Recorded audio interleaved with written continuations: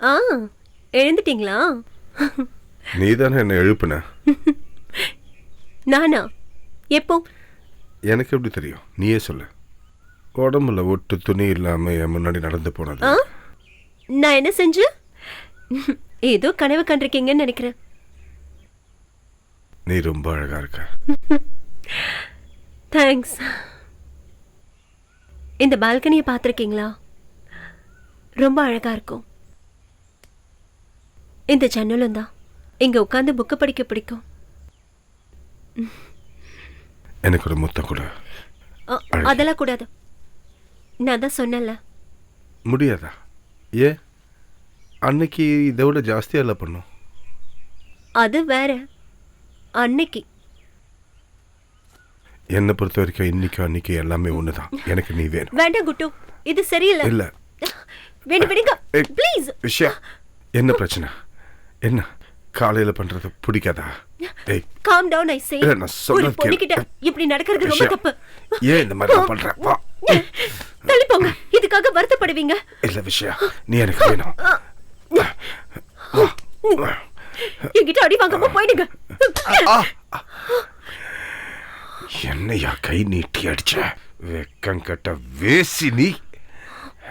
அடிப்ப என்ன செய்றீங்கன்னு சுயநனவோட தான் பண்ணிட்டு இருக்கீங்களா? மரியாதையா கை எடுங்க. என்னடி பெரிய பத்துன்னு மாதிரி பேசுற? என்ன இருந்தாலும் நீ ஒரு வேசி தானே. இங்கே கழுத்து நடிச்சு. ஆஹா, பரவாயில்லையே.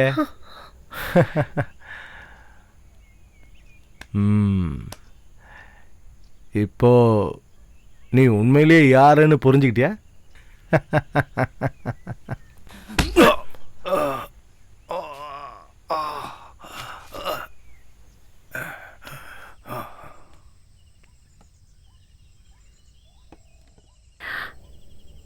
எந்திரிங்க, இதை சாப்பிடுங்க.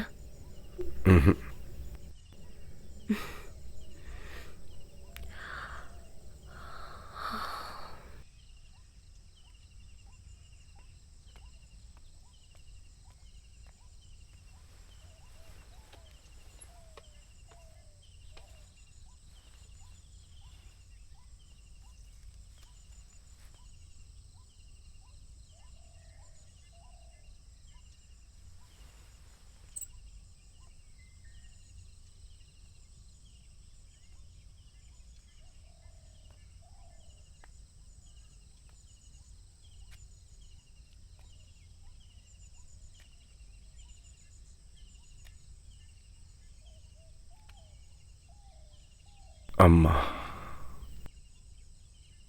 உனது முத்தத்தின் ஸ்பரிசத்தில் என்னை மூழ்கடித்து விடு அம்மா. உனது கருவில் இருந்து உலகத்தை பார்க்க என்னை வெளியே தள்ளுகிறாய். இந்த கேடுகெட்டு உலகத்தை நான் பார்க்கப் போகிறேன் என்று தெரிந்தும் அந்த கவலையால் வஞ்சகமும் காமமும் தழைத்திருக்கும் இந்த உலகத்தில், பழியும் பாவமும் சேரும் இந்த உலகத்தில் என்னை விடுகிறாய். உன் குழந்தை என்ன வேதனைப்படப் போகிறான் என்பது தெரிந்ததால் தான் உன் கண்களில் கண்ணீரோ? அனைவரிடமும் சொல், மரணத்தின் சுவாசம் நம்மை கடந்து போய்விட்டது என்று.